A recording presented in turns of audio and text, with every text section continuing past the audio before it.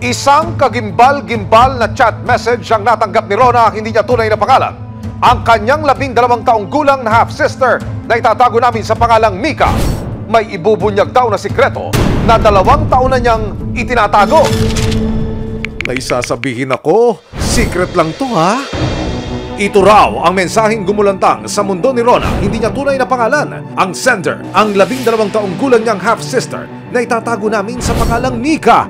Pero imbes na maintriga sa secret, ito po yung mga chat sa akin ni Mika na nagpagimbal sa mundo naming lahat, ng buo naming pamilya.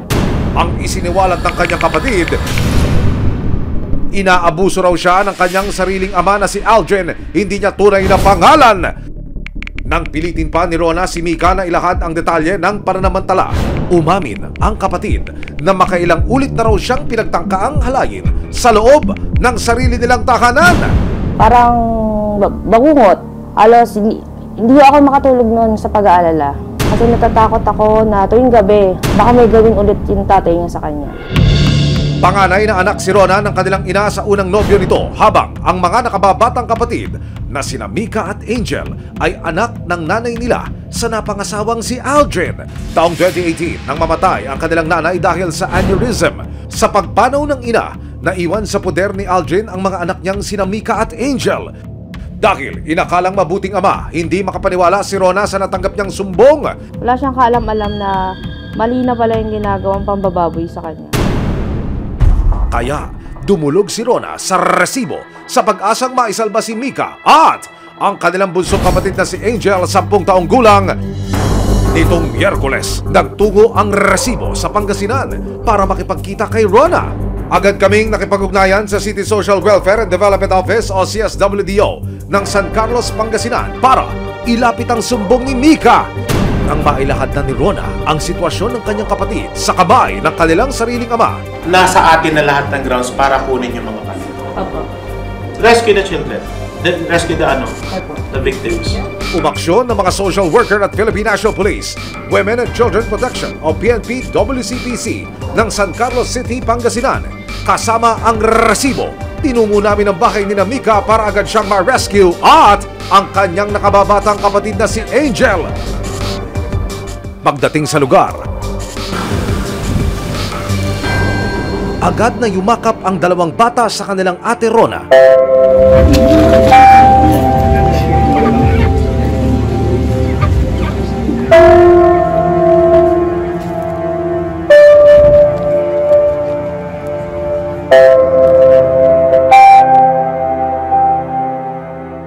Para magkaliwanagan, inimbitahan si Aldrin sa barangay.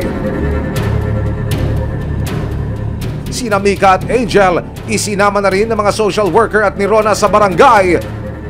Nang makaharap ni Rona si Aldrin, dito na sumabog ang ilang araw na niyang kinikimkim na galit sa kanyang stepfather. Wala kang lahing ganyan. Wala kayong lahi, baka siya lang. Pinasok ko sa kwarto. Alam mo, mabait na bata ko si hindi siya magsisinungaling. Ama ko. Alam mo Alam kung ginagawa gaano ko. mabait tong bata, hindi nga lumalabas ng bahay, di ba? Hindi pa ako siraw. Hindi. Ito, may chat siya sa akin eh. Nagmamakaawa. Sinubukan ng resibo na makapanayam si Aldrin tungkol sa akusasyon ng kanyang minor de edad na anak, pero tumanggi siyang magbigay ng pakayag. Sa mga social worker lang daw siya makikipag-usap. Siyempre, hindi pa naman natin ito napatunayan na ibig sabihin na sinabi ng isang party, isang tao na may ganitong nangyari, ayun ay ganap na rin naman na ano. Pero kasi tatay ito nagsasabi. Oo, kasi nakita ko talaga. Kaming tatlo sa Nakita ko doon. talaga. Since mga dalaginding po yung mga anak. May mga limitasyon talaga yung mga pakantong-kantong, ganon. Yung payakap-yakap. May mga limitasyon. Pero si Rona hindi binibili ang pagde-deny ni Aldrin, kaya si Rona inilabas ang mga resibo. Pwede ko po bang ipabasa sa inyo lahat ng chat sa akin? Si Papa kasi matagal ko na tong sinisekreto. Sasabihin ko na sa inyo pero sa inyo ko lang sasabihin. Bakit?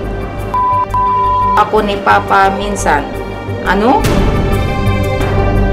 Huwag niyong sabihin kahit kanino Tapos, basta huwag niyong ipakulong sila. Di na ako papayag sa susunod. Mamaya na po, huwag niyo ipakulong si Papa Ayaw ko na po itong pag-usapan, nakakadiri.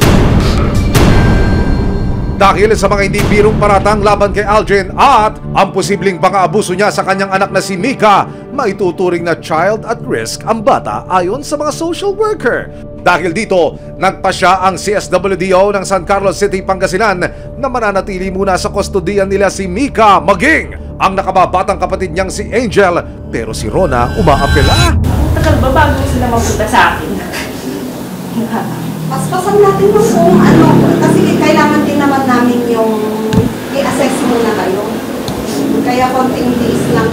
Gusto raw niya kasing mapunta ang kustodiya ng mga kapatid sa kanya, pero paliwanag ng social worker, Kahit ang kukuha pa ay isang parent or third party na tinatawag natin na nasa legal aids, ang stand po kasi ng City Social Welfare and Development Office ay hindi po muna natin basta ibigay sa kumukuha po sa mga bata na kahit preference po ng isang bata na sumama doon sa taong yon, kailangan po nating masigurado ang safety po ng isang bata. habang pinag-aaralan pa ng mga otoridad kung kanino dapat ibigay ang kustodiya ng dalawang bata. Pansamantala munang mananatili sa isang shelter sina Mika at Angel. Maaring sampakan ng reklamong acts of lascivious na si Aljen kung makita ng mga social worker na may katotohanan ng akusasyon ng bata. Masakit man kay Rona na hindi makapipiling ang mga kapatid, kinakailangan niyang sumunod sa proseso para sa ikabubuti na rin ni Mika at Angel. Umaasa po ako na mabubuo kami at magkakasama kami magkakapatid. Naniniwala po ako na sa tama yung bata, na dapat bigyan talaga sila ng hustisya.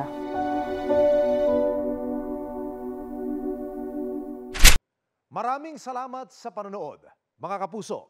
Para masundan ang mga reklamong nasolusyonan ng resibo, mag-subscribe lamang sa GMA Public Affairs YouTube channel